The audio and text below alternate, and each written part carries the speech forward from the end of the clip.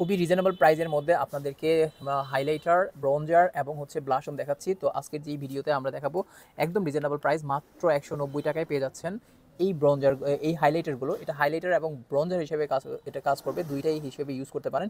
এটা তিনটা শেড আছে। এটা হচ্ছে আপনার 2 নাম্বার, এটা হচ্ছে 2 নাম্বার শেড, এটা নিতে পারেন।